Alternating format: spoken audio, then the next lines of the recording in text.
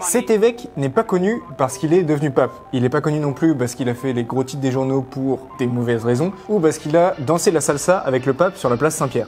Monseigneur Fulton Sheen est connu parce qu'il aurait pu devenir le premier prêtre star de YouTube. Est-ce que c'est bon pour vous? Son problème, il est né 75 ans trop tôt. En 1950, quand on parlait de réseaux sociaux à des ados, ils devaient ouvrir le dictionnaire pour se rendre compte que ça n'existait pas encore.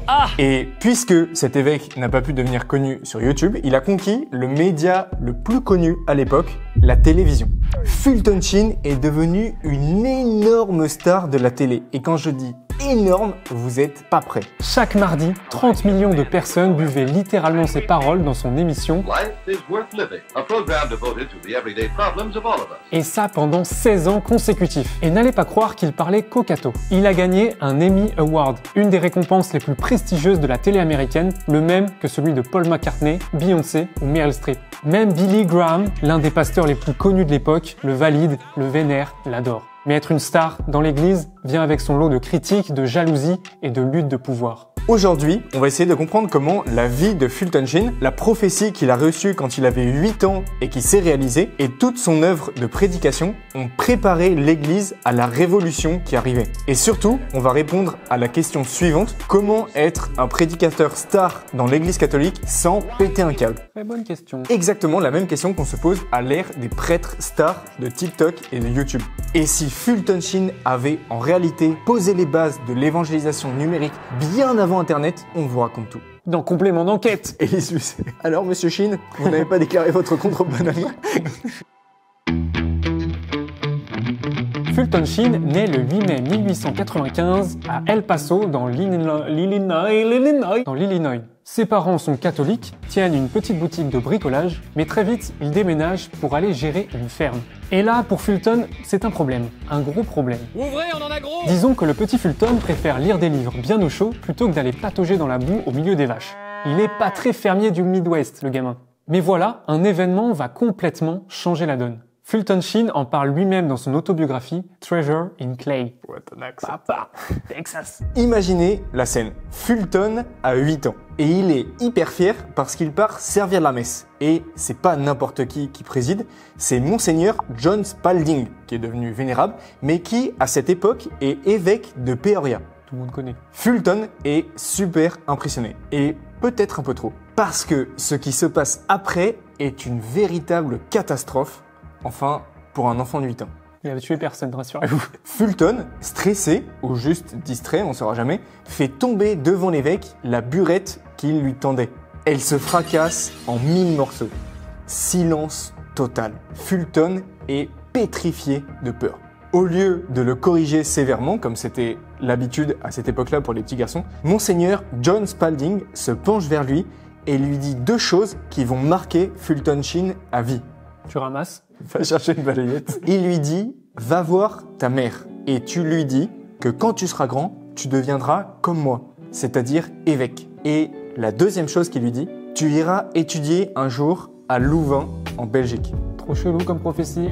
Bon, sur le coup, Fulton est surtout soulagé de ne pas s'être pris une double paire de baffes. Mais attendez la suite, Spalding avait vu juste. Spalding, c'est une marque de bande basket. Fulton grandit, il continue de lire comme un dingue et est tout le temps premier de la classe. Vous pouvez pas me taper, j'ai des lunettes. C'est un télo. Au point qu'à un moment, en arrivant à l'université, il doit faire un choix très important. Soit suivre une carrière universitaire prestigieuse, ou soit se consacrer à un plus grand appel, devenir prêtre. Spoiler. Non, je veux rien savoir. Non, tu dis rien. Zéro truc. Il va finir par faire les deux. Mais à ce moment-là, il opte pour la prêtrise. Il est ordonné en 1919, à 24 ans, pour le diocèse de Peoria. Petit détail marrant, même en étant prêtre, il a un physique de gamin. Certains prêtres le confondent tout simplement avec les enfants de cœur. Le pauvre. Pas très flatteur, mais heureusement, sa tête bien pleine compense son air d'enfant.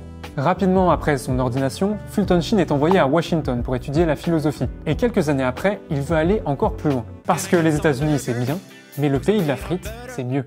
C'est là que la deuxième partie de la prophétie de John Spalding va se réaliser. Départ pour l'université de Louvain en Belgique. Mais hasard de dingue! À l'université de Louvain, Fulton Sheen ne fait pas que décrocher l'agrégation de philosophie. Ça, c'est facile pour lui. Il a un objectif clair. Faut un cap clair. Il veut comprendre ce qu'il appelle la pensée moderne.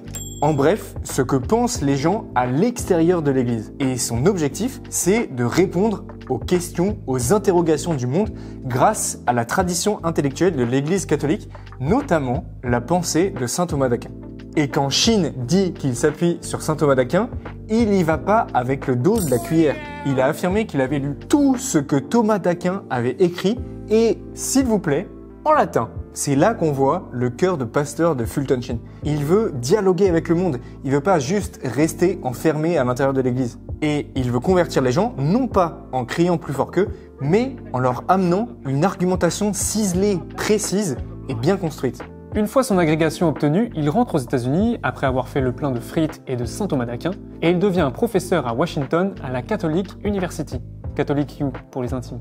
Pendant toutes ses études, et il va continuer le reste de sa vie, Fulton Sheen établit une habitude solide, sa Holy Hour.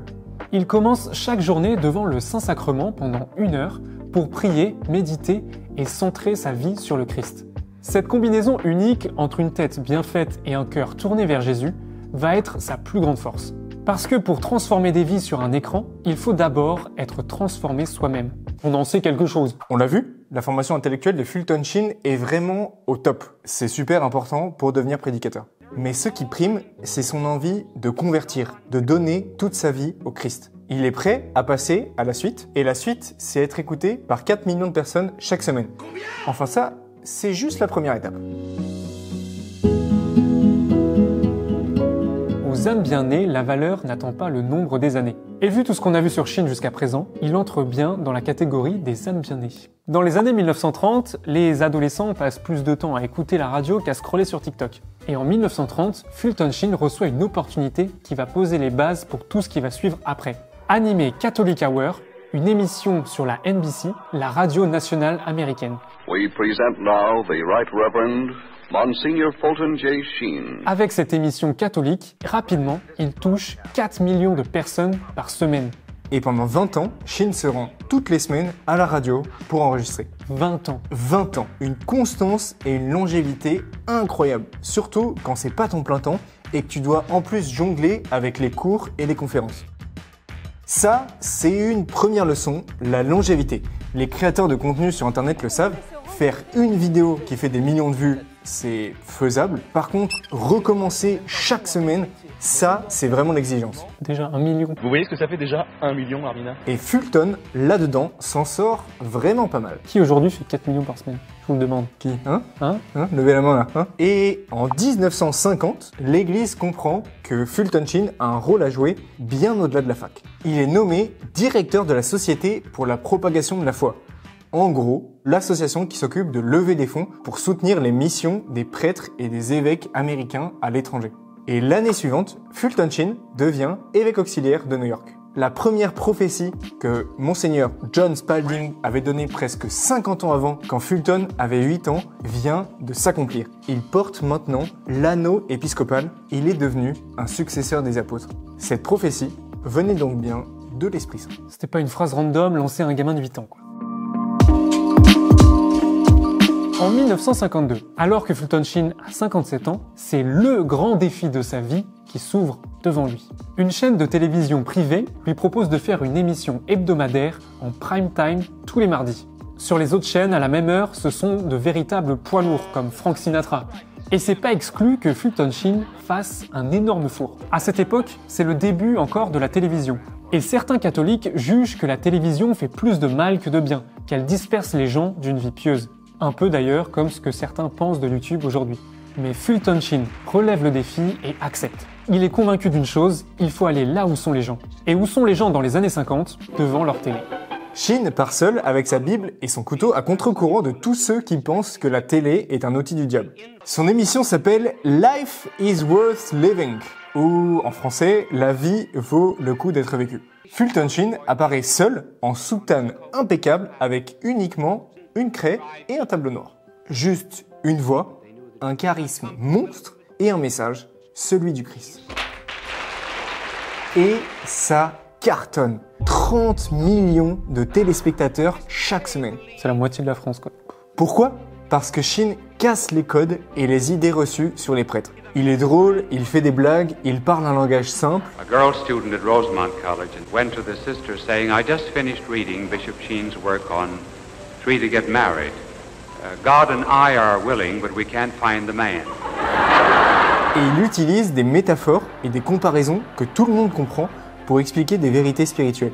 Un peu comme Jésus avec les paraboles finalement. Et surtout, il est hyper préparé. Retenez bien ça. Pour chaque émission, il travaille 30 heures avec des répétitions en français, en anglais et en italien pour être sûr qu'il a bien saisi les concepts qu'il veut expliquer. Avec une craie, un tableau noir et une soutane, il captive l'Amérique entière. Dès la première année de diffusion de son émission, en 1952, il gagne un Emmy Award, la récompense la plus prestigieuse de la télé américaine. Lors de son discours, il remercie ses auteurs, Marc, Luc, Matthieu et Jean. Une petite blague pour montrer une chose, c'est de Dieu, et uniquement de Dieu qu'il veut parler, et lui n'est qu'un simple messager de sa parole. Mais ce succès attire des problèmes. Plus tu brilles, plus tu fais des envieux, et Fulton Sheen va vite s'en rendre compte.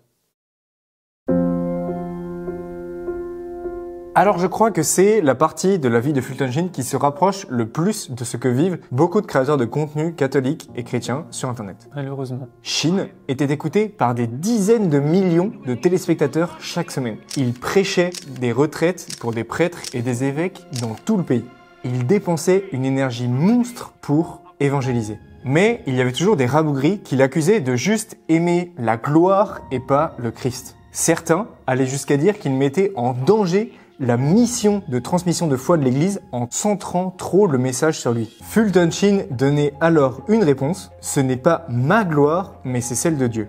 Visiblement, ça ne suffisait pas à convaincre les sceptiques. J'ai oublié de dire un truc, il recevait 20 000 lettres par jour. 20 000. Nous, on en reçoit combien? Vous nous écrivez pas beaucoup, je trouve. Et un jour, au milieu de toutes ces lettres, il va trouver une réponse qu'il va pouvoir donner à tous ses détracteurs. Une femme lui dit « Ce n'est pas vous qui m'avez touché, mais celui dont vous parlez. » Pour Sheen, c'est une confirmation de sa mission. Il était véritablement un canal et pas une source empoisonnée. Sa capacité à captiver et à inspirer ne venait pas de lui, mais de sa foi centrée sur Jésus-Christ. Par ses études, son Holy Hour, sa prière quotidienne était sa source. Il suivait le conseil de Karl Barth, un théologien suisse réformé. Un bon prédicateur doit avoir dans une main sa Bible et dans l'autre le journal. La prédication de Fulton Sheen était pertinente car elle était enracinée dans le présent et qu'elle ne faisait aucune concession avec le dogme catholique et la parole de Dieu. Fulton Sheen rendait les Écritures actuelles. Alors on ne peut pas balayer d'un revers de main tous les risques liés à l'ego. Mais il faut aussi reconnaître qu'un charisme personnel bien utilisé peut être un incroyable canal de la grâce. La fin de la vie de Sheen va pas être méga fun. Il y a des tensions dont on connaît assez peu de détails avec l'archevêque de New York, si bien qu'il est nommé assez loin de New York City. En 1966, il devient évêque de Rochester.